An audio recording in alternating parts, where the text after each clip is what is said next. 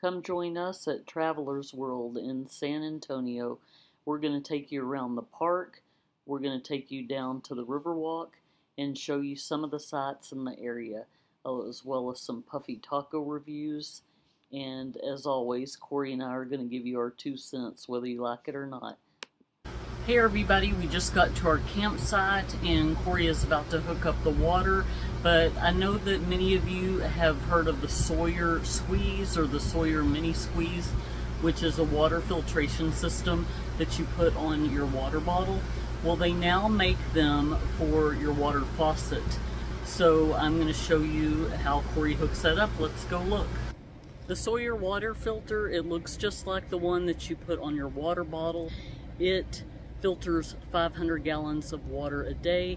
It's ideal to be used anytime you have a water notice or you have a questionable water source, which, you know, we're at a campground and we do have water filtration on our camper anyway, but we're just going to go ahead and hook this up and try it out because we like to test our preps when we get them, so when it's time to use them in a time of emergency, we can be prepared. This one specifically, they designed this one with the adapters for hooking it to your faucet. So we're going to start using this when we go camping. They're good for years actually, if you just keep back flushing them. So I want to use a hooker regulator to it. So it turns out we didn't have the right size adapter for this, so we debated over whether or not to just remove this clip from the video, but because it's such a cool device, I'm going to include a link in the description that shows you the video of how this works. When in San Antonio, you have to eat a puffy taco. Those are legendary here, and we are currently at Ray's. Let's go check it out. The parking lot was pretty small, but they had additional parking across the street. The prices are reasonable, but be careful for the upcharges. My daughter just got an order of fries and wanted to add cheese to it. They charge for a whole bowl of queso. A large styrofoam soft drink was $4 a cup, which I thought was pretty expensive, but you got free refills. Okay, babe, what do you got? I got a ground beef puffy taco and a fajita beef. And I can tell already it's too hot to eat. She is a fry fanatic, so of course she comes to a puff taco place and gets fries. Hazel, did you get any of Daddy's meat? Here, you want some of Mama's chicken? Hazel approves. So I got a fajita chicken and a fajita beef with guacamole and tomato, cheese, grilled onions. These remind me of the Mood Tacos at Taco Bueno in Dallas. This is how tacos should be. They should not break on you.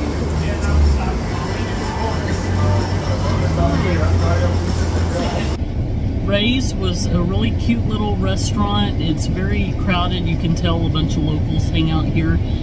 I wouldn't say it's pet friendly, but they did have one picnic table outside, which is where we sat. The guy inside the restaurant said we could place our order at the counter in there and they would bring it out, but the waitress actually came out and waited on us so we didn't have to keep going in and out, so that was nice. This is one of several puffy taco places. Prices are very reasonable. It was like under $4 a taco, so I just thought they were going to be small, like little street tacos or something, but they were very big and very filling. So anyway, that's my review. Hey everybody, we are at Travelers World in San Antonio and we are about to take you on a park tour. This is day number 2 here for us. We're here for Labor Day weekend, kind of hot, but I think this is a predominantly, what would you say, you think this is a full-time? Mostly full-time, I'd say. And I think a lot of these full-timers are actually traveling somewhere else. There's not a whole lot of people here. It's a pretty decent park. It's, you know, you're paying resort fees, 70, what did we get this spot for? I think 75 a night. 75 a night. Full hookups. Yeah, but the really cool thing is you're just steps away from the Riverwalk, but not the Riverwalk that you're thinking of with the hotels, the restaurants, the bars, and all that. but it does all connect. You're just, because that's what, miles and miles long, like 4 the miles Riverwalk. here. But we'll take you down there and show you that part as well. But you can just hop on the little trail down here to the Riverwalk. It's a pretty cool little setup in the heart of San Antonio. So come along and we'll take you for a little tour. Before you enter the RV park, there is the little trail that goes down to the Riverwalk area, and I will show you that in just a few moments. When you first walk into the park, off to the right, it looks like they're expanding and adding more sites. Travelers World RV community is situated right in the heart of San Antonio along the Riverwalk. It's about 3 miles away from the Alamo, and they have more than 160 spacious full hookup RV sites that include private picnic tables, cable TV, and Wi-Fi. We just completed the first loop. There's our RV on the right, site number 11. If it looks a little bit choppy, it's because I'm trying not to get footage of families or their license plates. There is a pickleball court. They also had mini golf. And what is the deal with pickleball and camping? I still to this day don't know what it is, but here is a little hall. It's like a venue you can rent out for family gatherings, and they've got a grill that you can cook out outdoors. And we're just continuing on our loop here. There's a playground and a nice little fenced in dog court. And as you can see, there's a bunch of open sites here. Like I said before, I think a lot of these people are full-timers and they were traveling for the holiday weekend. There are quite a few spots that have shade, but there are some that do not. You may want to look online, see if there's a map that shows which sites have the shade, and try to pick those. As you can see here, there are some full-time looking tiny homes and trailers, and it's just very well kept. We honestly didn't even cross paths with anybody on this trip, which is rare for us. So it was a quiet community. I know some people have mixed feelings about staying in a RV park that has a lot of full-timers that are there permanently, but it was very well kept, very peaceful. We enjoyed our stay there. And here is the pool. They have a bathhouse that you can access with a code. They've got a gym and a yoga studio as well. Okay, so I'm going to take you along with us on the trail outside of the RV park down to the Riverwalk. And I'm not going to speed it up, just so you can kind of get an idea of how long it takes to walk down there. As you can see off to the left, that is the fence around the RV park.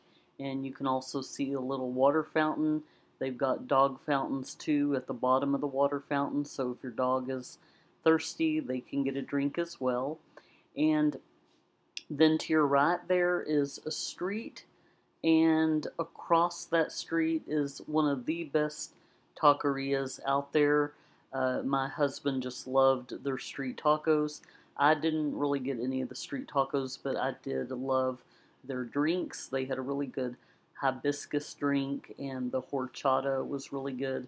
So as you can see on this walk right here, we are approaching the trail that runs along the Riverwalk, and the sun is starting to set, so it was a little bit bright in my eyes. I'm not quite sure what I'm filming, but one thing you want to make sure of is know that this trail is also used by bikers that are going by, so be careful if you're walking your dogs or your small children. And if you need to freeze frame there, I was showing you a little map of how far away each destination was. I think the Alamo was about a 3-mile trek up this trail. And then I'm going to take you under the bridge here and show you a really good spot for fishing, but the water was extremely shallow and it wasn't running. But just in the future, if the water level is up, it looks like some people had fished there earlier in the day, but it's just kind of a neat view. I mean, just to think this is steps away from your campsite.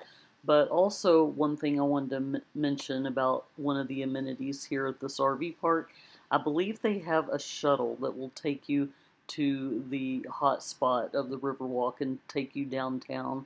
But because we had our dog with us, we did not partake in this. So, and I also wanted to let you know, I just didn't feel like doing a lot of vlogging on this trip. It was really hot, but we did go to some cool places. I will show you some pictures. One of them is a cafe where the owner has a chihuahua, so it was fun taking our little chihuahua Hazel into this cafe.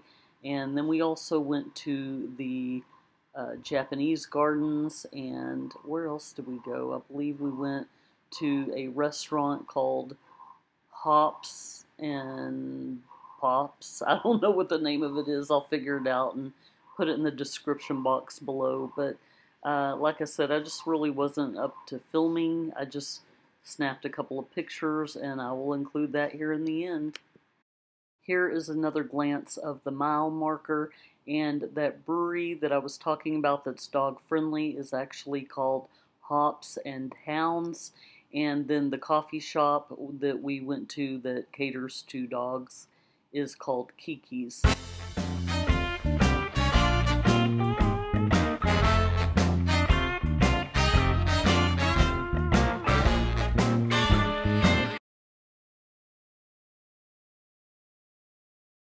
So when it's like 100 degrees out or higher, we're still out there trying to camp.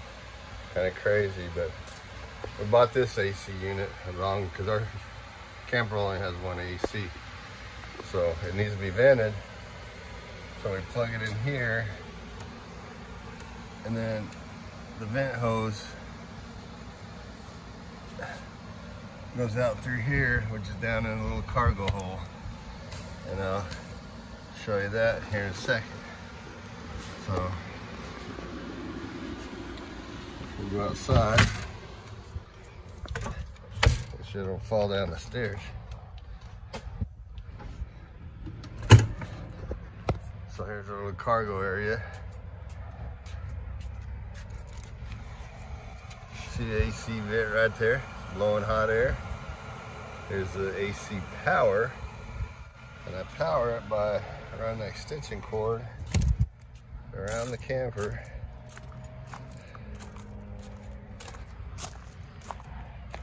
All the way up into here. And then plug it into the 110 20 amp circuit. So it's an option if you kind of do that more permanently. What you could do is get another AC unit up on here. You can't see it because the sun's too bright, but we got one unit there. A lot of people put one at the ridge or at the vent, the max air fan that goes in your bedroom.